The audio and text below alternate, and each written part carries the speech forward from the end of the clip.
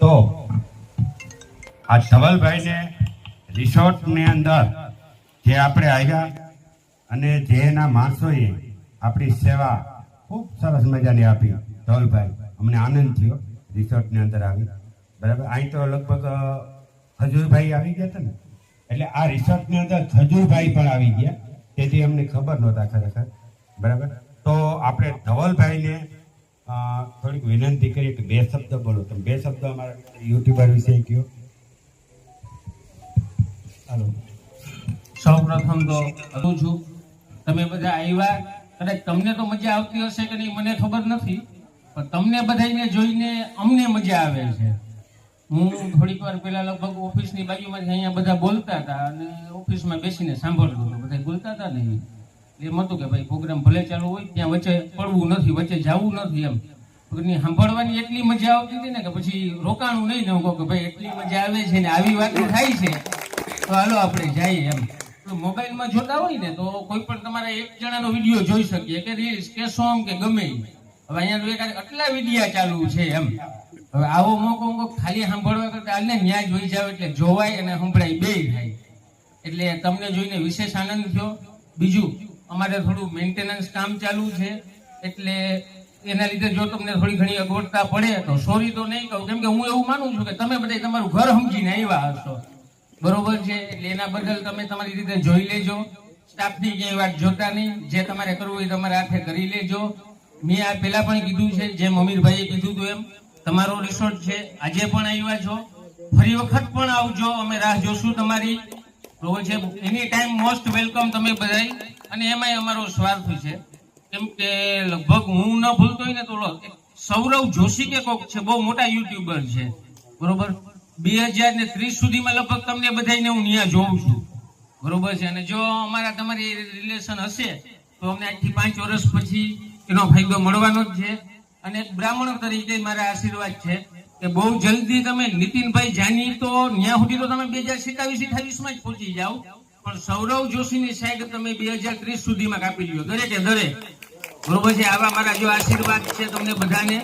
એટલે આ અમે અત્યારે તમને બોલાવીએ છીએ ને, અમે છોડવો વાવીએ છીએ કે જે 2030માં કે 32માં કે જ્યારે તમારી ખ્યાતિ જે છે, અત્યારે પણ લગભગ ગુજરાત સુધી તો લગભગ બધા આવી ગયા હશું, પણ ઇન્ડિયા અને ઇન્ડિયાની બહાર પણ જ્યારે તમે બધા હશો પછી અમે તમને કહીશું ભાઈ એક આવીને રીલ્સ બનાવી દો ને, કેમ કે ત્યારે પછી તમને રીલ્સ કઈ બનાવવા જવાબ નહીં દો, પણ અમે દેવો ને ભાઈ પોતાનું તો વાલું હોય ને ચેનલ, એમ કે મારા કરતા બીજો આગળ નીકળી જાય, આપણે પાછળ લઈ જાય એની તકલીફ ન હોય, બીજો આપણા કરતા આગળ નીકળી જાય એની થોડી તકલીફ હોય, પણ એ આપણામાં તકલીફ નથી. એ ખરેખર આનંદની વાત છે. અને અમીરભાઈ તમે ફોનમાં હતા ત્યારે મેં કીધું, પાછું રિપીટ કરું છું, નેક્સ્ટ ટાઈમ માટે તમને અત્યારથી ઇન્વિટેશન આપી દઉં છું, તારીખ વાર તમે નક્કી કરજો, બરોબર છે? હવે વધુ તમારો ટાઈમ નથી લેતો. રામ રામ બધાને, thank you so much. Resort વિશે માહિતી થોડીક. સૌથી પહેલા તો ધવલભાઈ માટે એક તાળી બીજી પાડવાની છે આપણે. ધવલભાઈ પ્લીઝ હવે અહીં બેસો. તાળી પાડવાની છે કે આ ત્રીજા મીટઅપમાં ધવલભાઈ પર આટલું બધું બોલતા શીખી ગયા. આપણા વ્લોગમાં બધાય જ્યારે આપણે પહેલું મીટઅપ કર્યું ને ત્યારે જરાય નથી બોલ્યા. બીજા મીટઅપમાં આપણે પાછળ પ્રોગ્રામ હતો ત્યારે થોડુંક કંઈક બોલ્યા હતા, ને આજે ખરેખર બહુ સરસ મજાનું. હજી પાછી બીજું મીટઅપ થયા ત્યારે આપણને એને કેવું જોઈએ કે ધવલભાઈ 5 મિનિટ જ છે. બિલકુલ. ધવલભાઈ પણ કદાચ આપણી ફેમિલીમાં સામેલ થઈ જાય.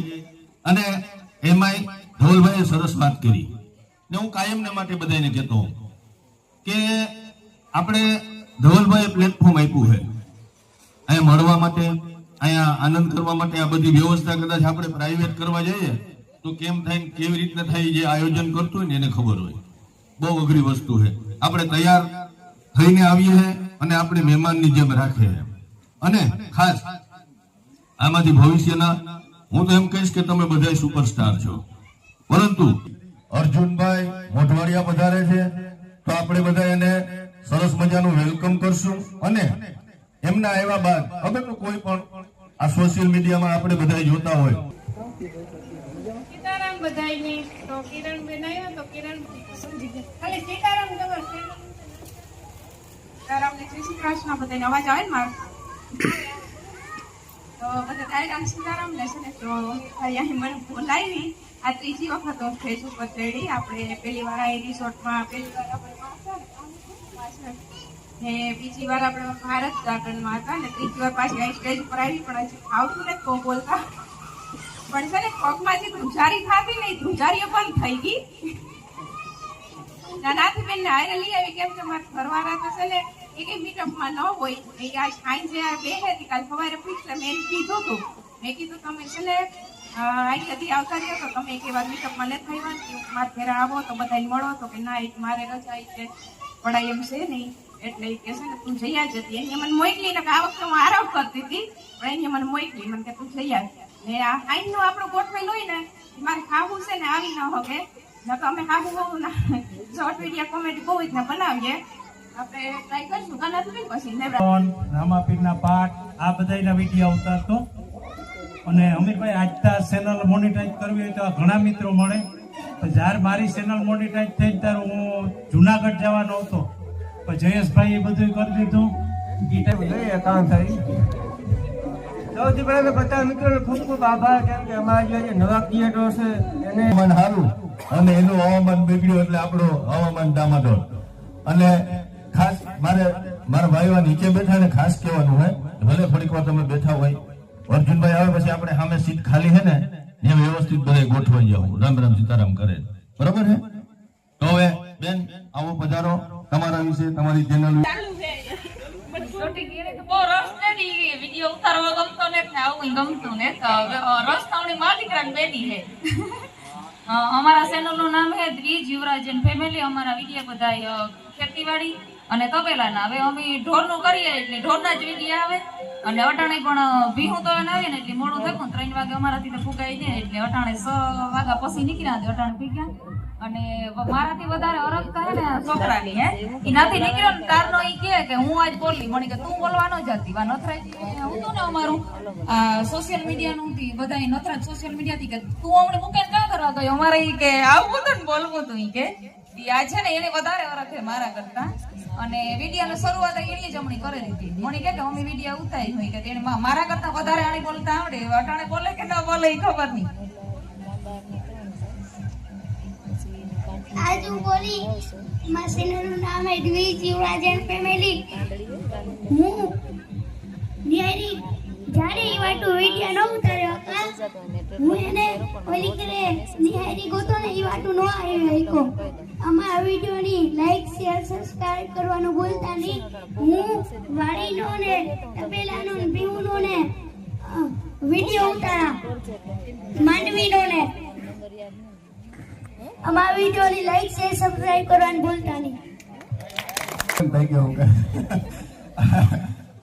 રામભાઈ કે આ કે આપણે કે હવે શીખવું જોઈએ કે ઓલી પર કે ખાવ કરતી કે સ્ક્રિપ્ટ કે લખીને આવવી જોઈએ.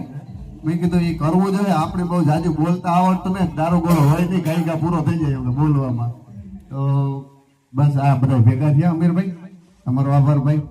આપણે વાત કીધું કે હાલતી હતી કે ભેગું થવાનું હોય યુનિકમાં પણ આજ ઘણા ટાઈમ પછી મેળવ્યો. તો યુનિકમાં રિસોર્ટમાં હોય ને તો આપણું વારી ફેરે સક્સેસ જ જાય નથી થતું મીટઅપ.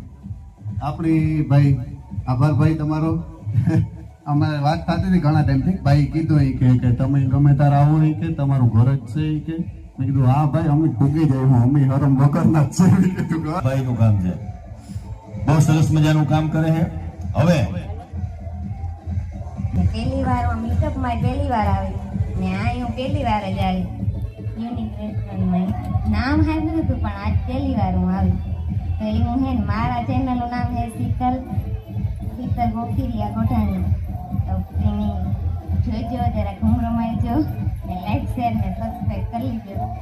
હાલો તો અટાણે તો હું એટલી બોલી પાસે કરે વધારે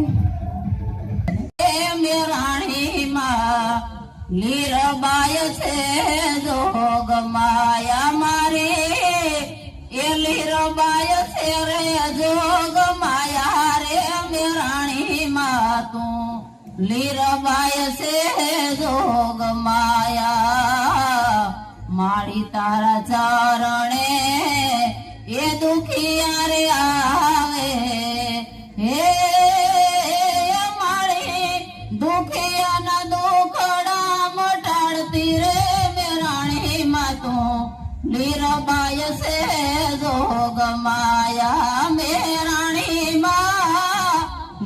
બાય છે જોગ માયા. સીતારામ જાહેરાને એમાં થયું કામ કે બોલવાનું તો મેં ઘણું બધું વિચાર્યું હતું, પણ મને એ થયું કે આગળ નામ બોલીએ તો એલો નામ આવવાનું થોડીક વાર લાગી, એમાં બોલવાનું જે હતું ને એ બધું ભૂલાઈ ગયું. બીજું કઈ નહીં, પી ને કઈ ફેરવા જતા હોય કોઈ બગડાટી બોલાવતા હોય આપણે બરાબર. અને મારું બધી જે આવે ને એ ખરેખર દેશી જ હોય, બરાબર, આપણી ભાષામાં હોય.